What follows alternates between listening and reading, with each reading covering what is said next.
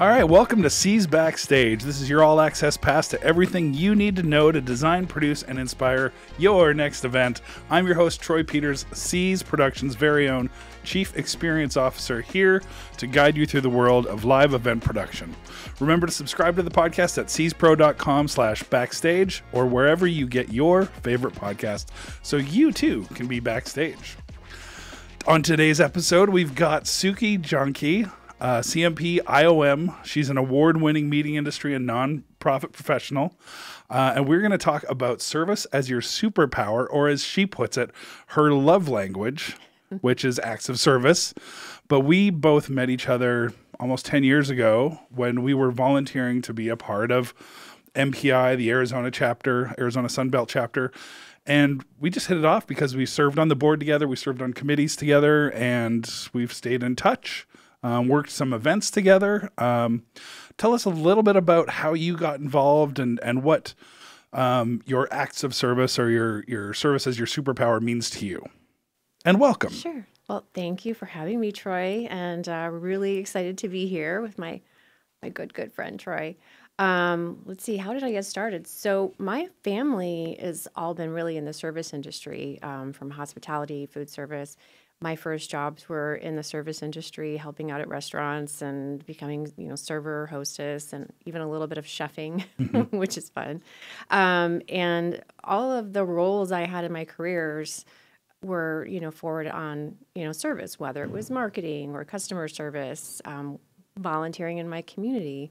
It just really has always been a part of who I am, who my family is, and it just comes naturally to want to help and to provide service to people. So I think that's why I wanted to really talk about that today, because when I started in this industry, I was working as a marketing director who also had to be, the event planner. Sure. It's a part of the job. All the different hats. All Yep. the different hats. That's our business in a nutshell, all the different hats. Right. But I didn't have any formal training on what it looked like to run an event, to manage an event, to order things for events like trade shows. Yep. And luckily, I had a lot of great partners or suppliers that helped walk me through that when I first started in the event side of marketing. So that service that was given to me from my partner really helped me become a better employee, become a successful employee in doing the meeting planning side. Mm-hmm. So from being a marketing director, I went to the trade show builder side and was of service to my clients there and helped them as marketing executives or directors become heroes with their trade shows and meetings. Right. So kind of giving back in that way. And then throughout all of that, serving on different community boards, whether it was for, my kids' schools or with a local historical society. I served on a planning commission in my city to help with the planning of the city that I grew up in. So always being of service. And then when I moved to Arizona, right before I met you, it was to be of service to a family member. She was going through dementia and needed assistance in living. So I moved her from Cleveland to be closer to some of our family in Arizona, and I was of service to her for the last year and a half of her life. So I think that just kind of leans into, who I am and what makes up my superpower. It's not just what I do at work. It's who I am in my family, and it's who I am for my friends. Mm-hmm. And so I just really lean into that. So since I've been in Arizona, we met at my first MPI event, which was an EduCon, a weekend EduCon. Yep. And I actually think that one of the reasons you and I started chatting at that event is because at the time the ALS Ice Bucket Challenge was going on. That's right. And yes. I said to you, and I believe Rowan, I said, we need to figure out a way to get that incorporated into this weekend. And so we, worked on our little planning. Yep, a little behind the scenes, little communication happening, mm-hmm. getting that moving together. Getting that organized. And we ended up having the hotel staff pour buckets of ice water over all of the participants for that. And we recorded it and challenged other MPI chapters to do the same. Yeah, that's right. Oh my gosh. That's how we met. Forgot all about that. But that's right. We were kind of the There was a small group of us that were sort of I don't know, the behind the scenes of the behind the scenes that were sort of instigators. That's the word I'm looking for. That were sort of instigating all the make sure people are involved, make sure we're there for a whole weekend. It was really a retreat of education and networking, and then that happening at the same time. Yeah, just that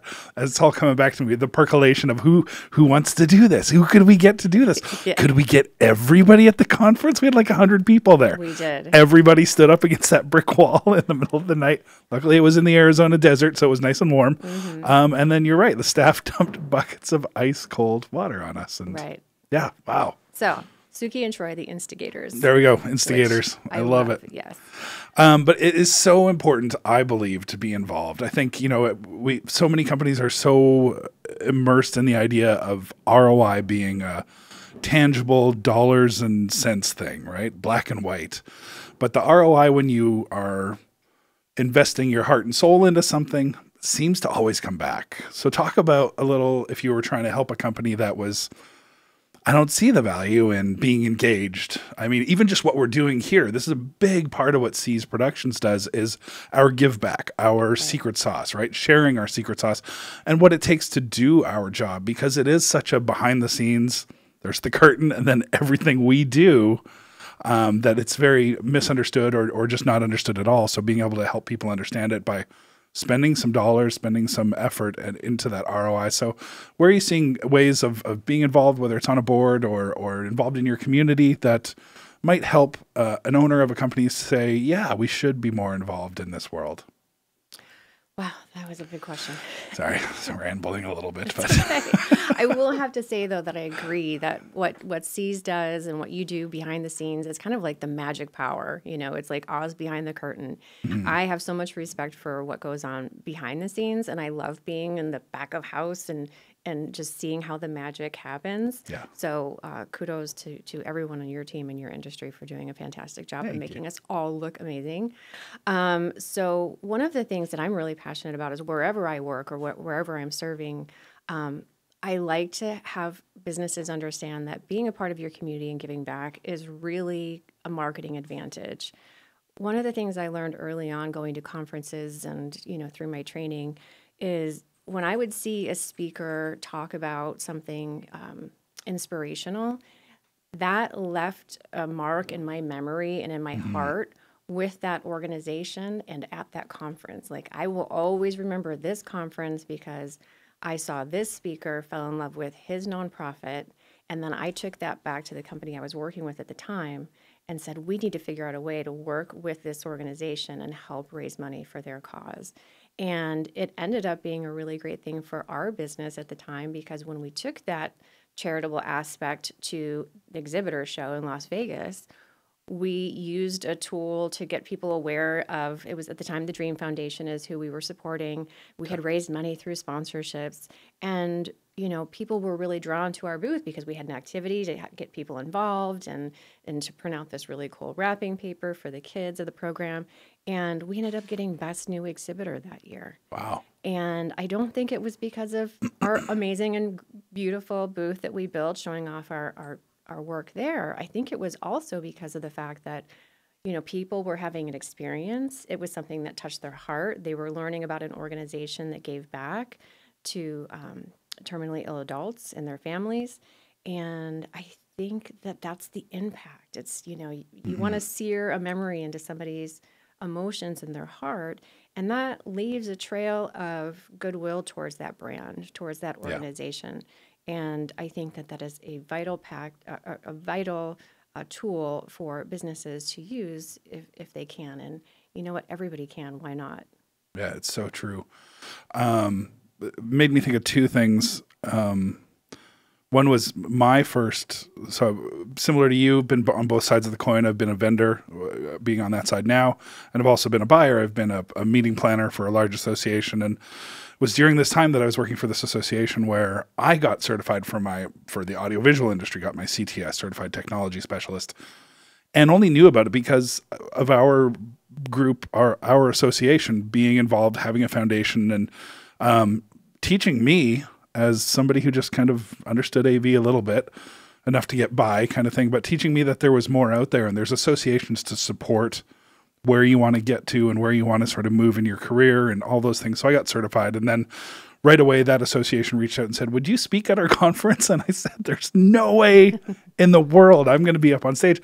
I was a kid that was petrified of public speaking, all of those things. But when I finally decided that I would do it, this is about 12 years ago now, and I speak pretty regularly now, which is still in my mind shocking. I'm like, how are you? All right, I'm going to throw up a little bit and then I'll get on stage. But when I was on stage that first time, I had somebody mentor me. I said, reach out to the association, said, I need someone to mentor me to help me like craft my message and what I want to share. And they kept just harping on the fact, just heart on your sleeve, right. Just speak from the heart and everybody's going to be hooked. Don't try to put up knowledge and facts that aren't really your thing. Share stories and things like that. And I did that.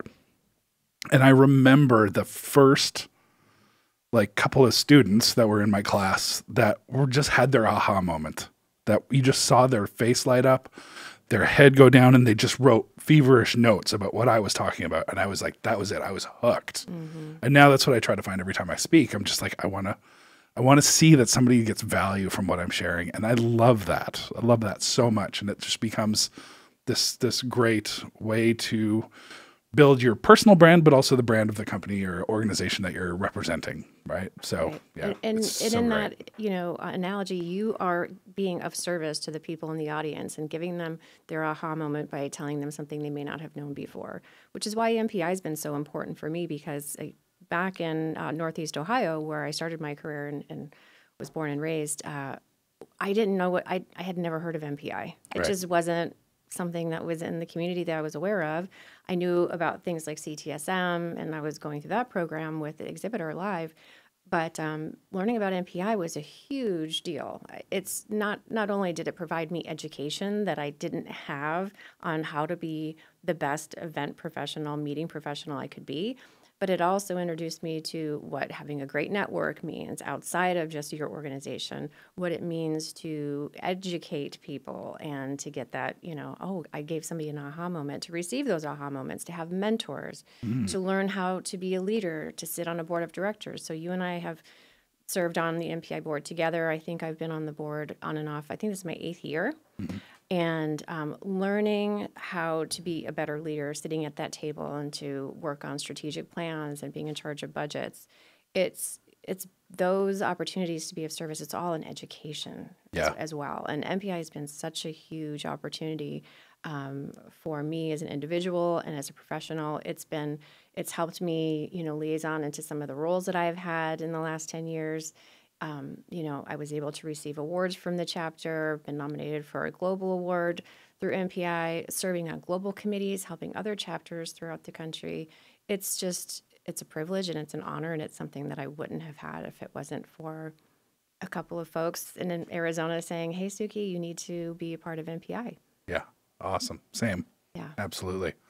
That made me think of the sort of, you were mentioning the professional journey that you do when you do volunteer. And I think a lot of people see the PCMAs and the MPIs and the ILEAs and all those professional organizations for our industry as being these, well, it's good to go out and network and go to the parties and go for the educational lunches and things like that. But when you actually take it to the next level, that next level of service, of give back, you learn so much about whether you're the director of education or the VP of membership or eventually a president role. It's one of the greatest educational experiences you can have by learning how all of that works. And you can take that back to your job. I used that to get a promotion. I've done the vice president role in this volunteer capacity for a couple of years now. And these are what I've learned, and this is how I can justify my next level up in my career. There's so much to that, and actually not just being an attendee at you pay your membership, but really truly being involved. And then the other side of that is, as our industry went through this huge upheaval these last couple of years, and our industry's always been somewhat transient, where people are at a career at one point and then they move to a different role with a different organization. Maybe you're on the hotel side and you move to the audiovisual side, and maybe you move to the client side, but people are moving around a lot in this business. And it's the one thing that I see that gives you this grounding. right? It's like I've been to 3 or 4 different companies, but I've always been an MPI member. It's a Or I've constant. always been a PCMA member. Yeah. Yeah. So there's so much value there. There is, and then also the certifications that, you can get with some of these organizations. So in 2017, I went to MPI offered a CMP university to help study for and be, prepared for your CMP exam, which is a very daunting exam. Yeah. And through CMP University and a study group that we started on the side from there, I was able to pass the exam first time. And so, as my way of giving back and learning what I learned about being on the CMP journey, I then became co-chair of CMP University. At the time that we were starting, in the pandemic was the first year I was co-chair. And I had always said CMP University would be so much more valuable if we could get people from all over the state to be a part of it, but it was in person. Yep. So with the pandemic, we had that opportunity to finally take it virtual. And it was a huge success, and we won an award for that. Our chapter did, and our committee as well. And we also earned an education award through AZSAE. For that program. So that's fantastic. I didn't realize that. That's continuing very cool. to give back to the CMP process. I've been a CMP for 5 years now, but I love the fact that I'm helping others on their journey and that our chapter is doing that as well. So a big supporter there. And then when I started with some nonprofit leadership, I was with the Tempe Chamber. I was a vice president there for 4 years. And thank you for your help through the pandemic with the Tempe Chamber as well. Yeah. I learned how to be a TV producer with Troy. It's true. So with that, I had started a journey of education with the Institute for Organization Management. And what that is, it's a 4-year program to study how to be an executive leader in a 501c6 organization. So that's chambers and associations or any member-based organization. So I finished that certification this year because I think it really helps me have a better idea of what associations might need as far as service from the Glow Group, who I'm with now. And same with, as being a meeting professional, that's one thing, but being able to see behind the scenes of what it takes to run an association really helps us be of better service to an association. Not just about their conference, but, what are your strategic goals for this conference or for the budget for this conference? Where does that money go? How can we, expand and enhance what you're doing through the knowledge that I have as both a meeting professional and a nonprofit leader. Right. So it's a really unique combination of certifications, but I think that being involved and knowing all of the things that I do now because of the volunteer work and the community work I've done is what's now made me a higher skilled and a more valuable professional in our industry. Yeah, absolutely. I see it when I see you sharing comments on LinkedIn or things like that about just like you've just kind of got a bit better of a pulse or sort of finger on the pulse of our business, which is just great to see. And I see you as a resource because of that. We may not have worked together for a couple of years, but I'm still like, oh, Sukki just posted this great article. I've got to read it, as opposed to the million other articles that just hit my feed. You've kind of vetted it for me. And I know that your sort of pedigree, your background has kind of put you in the place to make that good decision. Our last couple of things I want to talk about is, so we are both we are both seasoned event professionals. Let's use that. I love that If word, you were seasoned. thinking of somebody that's maybe at our level that has been in the business for some time, some years, where is the value and how should they make that first step if they've like, okay, I've been aware of these organizations, but what should I do? How do I find this? How do I get involved later in your career? So if it's like, example for me, I'm, counting down the point, still a ways off, but counting down to where I get to retire.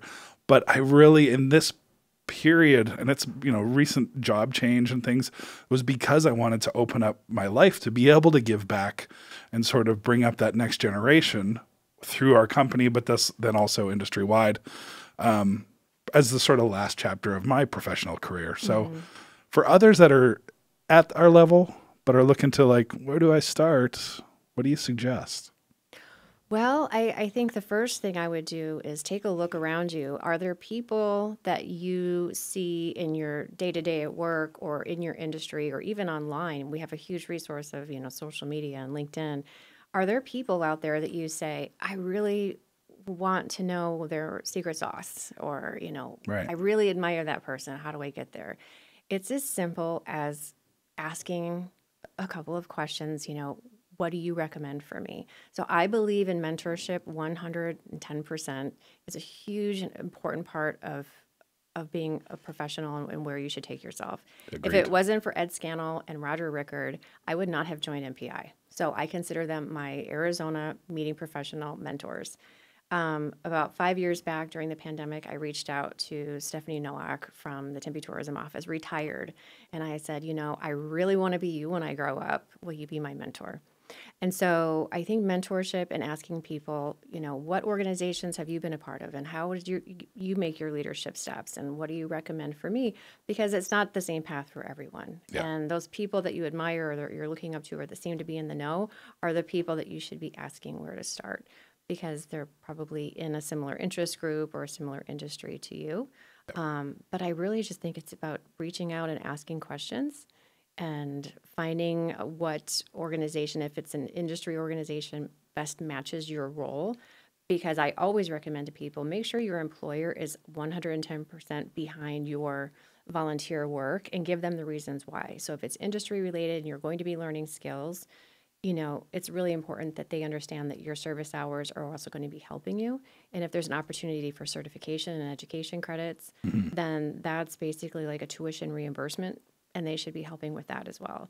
So I've always tried to have, association memberships, education, and programming as part of what my employer puts into the contract agreement for employment because I want to make sure they're 110% behind what that program looks like. You want them to know that it's going to take some time. It's going to take some of your time, but it's going to benefit.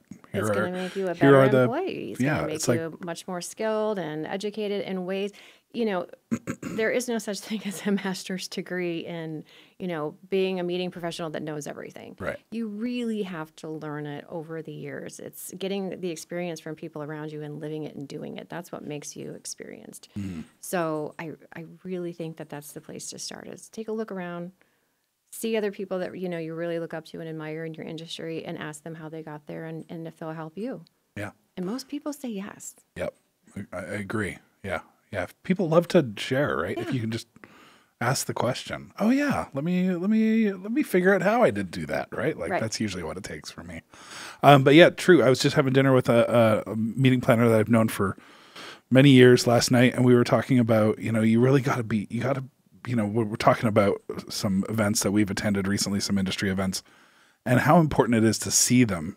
No matter what you do in the industry, you got to get out there and see what other people are doing. So having that network of being able to talk to somebody like, what did you do in this situation, right? You've got that network of people. And I often, when I was applying for, started out in the motion picture industry and was going into association show management, I didn't know anything about like what it was to put on an event in a convention center. I knew how to do these movies and they were events that we would film on a street corner for a couple of days.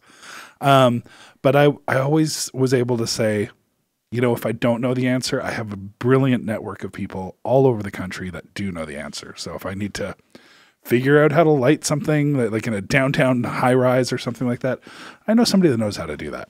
Right? I don't necessarily need to know that, but my network is so good that I can find that person and they'll come and knock it out of the park for me. So how about somebody early in their career, kind of similar, but where do you start out? So, if I'm fresh out of, hospitality school, some of the local colleges have great hospitality programs, and I'm getting into the industry and maybe I'm working, at a restaurant or a hotel or something like that. And I want to figure out how to get involved. What do you do there? Well, hopefully it's a little bit earlier than that coming out of college. It's True. In Arizona, at least, we have student memberships for HSMAI and MPI, and we are out talking to those colleges like NAU and GCU about with their hospitality program. We're talking to those students early on, getting them involved in the association. They're volunteering. They're understanding what it's about so that when they do come out of college, they already have that understanding of what being a part of those associations can do for them, and that they'll be making that a part of their first role. So if you're a student and you're out there, just Google, associations in your industry. And this is for any industry, but for It's any industry. it is. Yeah. Yeah. But for this industry, it would be your HSMAI, MPI, PCMA. They have student memberships. It's a really low cost. There are sometimes scholarships for students, and then the tickets to the events are usually free or like $5 Yeah, for if you're a students. student. If Yep. you're a student, student memberships are a great gateway into your associations of the future. So Cool. do it while you're a student. Yeah. Awesome. And I think you can let that slide if you have your student membership for like a year after you've graduated. I think you can still use that to get your student membership. I think you can too. And don't forget to put it on your resume, That's right. because it is a resume builder to have those association memberships and log every hour that you volunteered All that or volunteer attended time. and spend on your resume. I've spent 60 hours in this association space doing this, that, and the other thing. It's a really great resume builder.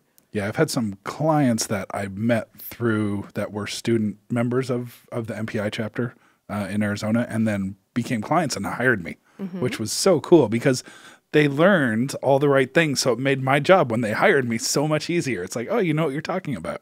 And So, they probably saw you speak at one of the events. Probably. And said he knows what he's we doing. got to bring him on. Because I saw you speak a couple of times, and I was like, I kind of just want to sit behind the scenes with Troy at one of these events, because you made it sound so exciting, and I've done it now Yep. with you and in other situations, and I love it. Yes. This is my last question for you, and we'll wrap it up. What is the thing that, when it comes to service as your superpower, what is it when it all comes together? Explain what that's like. When you have like delivered on your service and you've given back, like when you're pitching a sale and you win that sale, that good feeling that you get. But what is it when it's the service side and you've really, it's hitting every chord? What is that like for Sukki? Wow. Well, I'm just going to go back to a recent experience where the Glow Group managed, and I was the project lead on this, but we managed an 850-person conference. And during that event, I mean, we had our hands on every detail, but making sure that not only did we hit every detail, but like thinking ahead, having preference sheets for leadership and making sure everything was super cool for the attendees and making sure their experience was great. But when the whole thing was said and done, and we had a community give back as well. We did a book drive and raised funds for a local literacy project in the city that we had the conference in. So it was all this big, warm and fuzzy. But when your customer comes up to you and just like speechless, we don't know how this could have been any better. Knowing that, and that everybody that you've helped, is a hero in the eyes of everybody back at their organization, that the clients that you're serving directly, those meeting planners that we're serving, that they're looking like heroes, and that we gave back to the community and gave these attendees a great experience and education. They needed it. It's just, it's a huge high. And I think that's what keeps me coming back to doing good deeds. How can we help? How can we elevate this?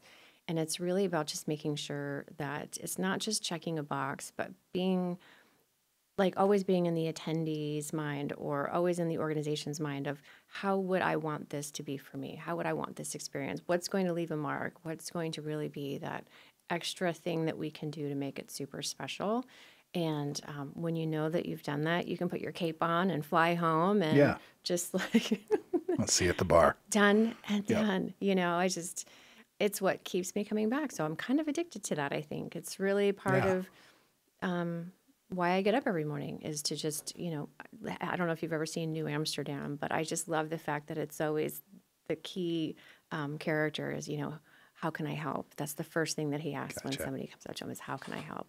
And I think that's important for all of us to do. Not just help, but and make it magic. I love it. And actually, that's so funny that you said that. And we're sort of going through a bit of a website rebuild. Mm-hmm. And that is the first thing we want to sort of appear on that. When you land to our page, we just want it to be some version of, how can we help you? Like, just, that's it, right? Just like, you can do so much. We're an AV company, we're a production company, so you can do all the flashy lighting and projection and video and all of that stuff on your opening video, or even when we pitch to a new client or something. I'm often, so that's all good and great, and every other AV company has all the same stuff we have, but the differentiator is our service and our listening and our way that we go about working with you and your audience Right. and getting that to be the message. Right. And then it's the same thing for the Glow Group. You know, we take all of our organization, our clients on a holistic basis, you know, like how can we help? But we really dig in and ask questions about where there are opportunities that we can, you know, come in and help, whether it's communication, you know, taking their brand to a new level, making sure that their customers are loyalists, you know, how do we help? So everything that we do is of service too. And it's just really taking a holistic look at what someone needs and giving them what they need, but then a little bit extra. Yeah. Yeah. Yeah. We really try to do that even here, just on the daily between each other in the building.